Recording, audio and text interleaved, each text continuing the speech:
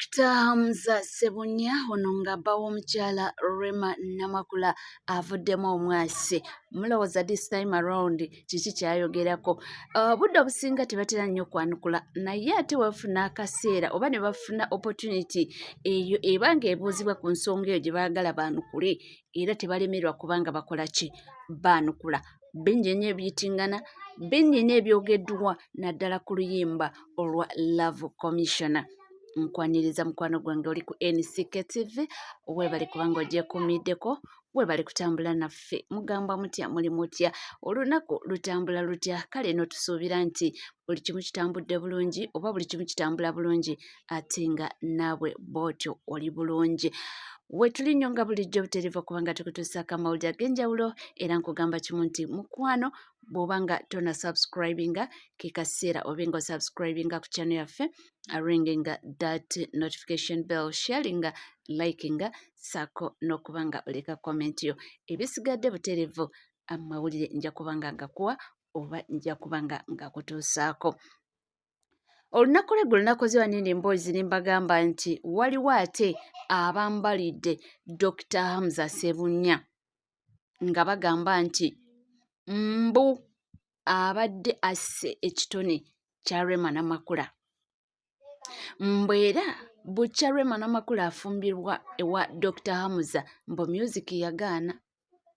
Mbu ayimbye buyimba obungi nnyo buwerako, mbu naye tebutuukanga ku mutindo nga bwe yali ewa Eddy Kenzo. Era ne batuuka okugamba nti oluyimba lwa Love Commissioner mbu sofa lwe luyimba sofa mbu olukyasinze bukyanga Rema agenda ewa Dr. Hamza Ssebunya. Era ne batuuka n'okugamba nti Rema Namakula mbu yeebaze nnyo nnyo nnyo omukulu David Lutalo mbu kubanga azizza ekitone kye engulu, mbu ekitone kyali kyafa era nga kyebaka dda bulungi nnyo. Mbu Rema yalekeraawo kubanga ayimba ennyimba ezikwata ku bantu, mbu ennyimba ze yayimbanga ezinyiga ebiwundu ku mitima gy'abantu, mbu n'atuuka okubanga ayimbira bbaawe. Mbu w'otunuulira ennyimba zazze ayimba wano Kiriya ayimbye obuyimba bungi nnyo nnyo nnyo nnyo, mbu naye mbu mubadde mu butuufu nga tebusomoka lwera. Mbu ennyimba ezo zibadde tezisala nsalo ya Uganda ne Kenya, Uganda ne Rwanda oba Uganda ne Tanzania. Mbu ennyimba ezo zibadde zikomawa mbu mu nnyumba ya Dr. Hamza Ssebunya mbu ne mukyala we Rema Namakula. Mbu era kyeva olaba nti mbu bwe yasalawo akole concert Melodies of Love mbu yaleeta ekitanda ku stage bannanga abantu boogera. Eno waliwo abagamba nti David Lutalo yayonoonye oluyimba lwa Rema mbu mu verses ze yayimba, ate waliwo abamu bagamba nti nti Rema alina okuvuunamira nti alina okuvuunamira David Lutalo nti kubanga David Lutalo yazzizza ekitone kye engulu. Mbu kyali kyaggwa dda era mbu nga oba oyagala Rema okubuuza Rema omubuulize ku nnyimba ziri enkadde ezo ezaakubanga abantu omubabiro zi Starch ze akatonotono, waliwo ennyimba Bannyabo, nti ezo ze nnyimba n'essaawa ya kakati mbu ezikyali ennyimba w'obuuza ennyimba za Rema. Mbu naye zino zaakubye ng'ali wa Dr. Hamza. Naye nga we nkugambye nti abantu bano tebafuna budde obwo oba chansi ebanga eyanukula. By the way, ezimu n'ezo kale ezimu ezo programs tebaziraba naziraba, naye bw'aba bafuna chance omuntu n'amusimbamu omuzindaalo n'amubuuza oba n'amuteeka mu kamera n'amubuuza era baanukula. Dr. Hamza yabuziddwa ekibuuzo ekyo ne bamubuuza nti ebyogerwa nti kuva ewawasa Rema music yali yagootana oba yagwa gw'okyogerako ki? Kati nga Dr. Hamza oba oyagala akyogereko atya?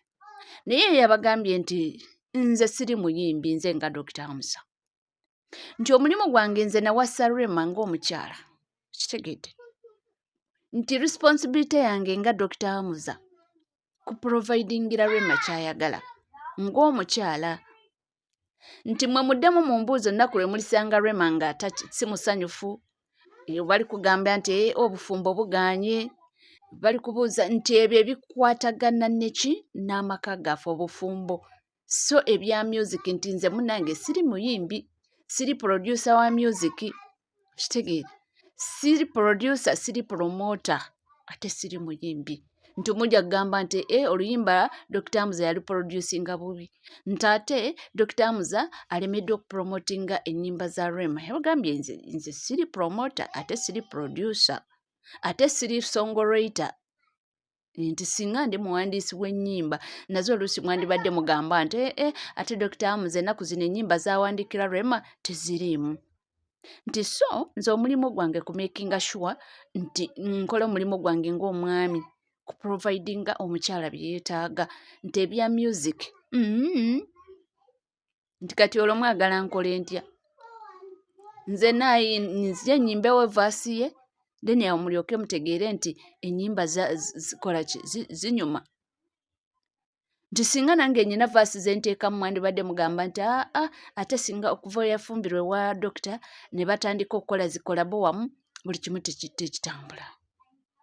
Nti naye mu butuufu ebibuuzo ebimu nti mwandibadde mubibuuza Rema nti yalina answers ezisingawo awo. Ababuulire lwaki ennyimba mugamba nti tezikyakwatayo nga we yali ng'akyali sayidi zeeri. Mujjukire Eddie Kenzo ye musician, era ebintu bya music abisobola. Ate era mujjukire nti by then Rema yali akyalina Eddie Kenzo. Eddie Kenzo yadedicatinganga nnyo obudde bwe nga Rema yaba agenda okushootinga ennyimba ng'abeerawo. Buli kimu kwegamba nga bakikola wamu babitegeera ebya music. Kyesimanyi eyamuwandiikiranga luli oba kati si yakyamuwandiikira awo simanyi. Naye bagamba nti ekiwoomera amatama abiri kiyinza okumpoomera nze ate gwe ne tutakuwoomera. Ennyimba za Rema waliwo bwe zinyumira ne bagamba nti omwana yafulumizza, ate abalala ne bagamba so ndowooza ebintu bino bwe bityo Dr. Muza mumuyingizaamu bwereere musajja wattu. Ye akola emirimu gye responsibility ng'omwami okulabirira omukyala we ne famire ye, naye ate ebya music era ndowooza mu butuufu muba just mumudragingamu kubanga si muyimbi, si producer, si promoter nga bw'abagambye. Nti ku ebyo talina kyamanyi era talina kyakolako ku music wa Rema. So okuvaayo n'oba nga ate omuteekako oba allegations zonna ozimuteeka ku ye oba accusations zonna ozimuteekako mu butuufu nti mu butuufu oba olimba. Oba ngiyite nti eyinza okubeera nga an insult eri omukulu Dr. Muza. Ffe batiimu Rema wonna weetuli era ennyimba zitunyumira era tugamba bugambi nti yeeyongera abe ng'akikuba ng'agenda mu maaso ffe wetuli okuba nga tumuwagira.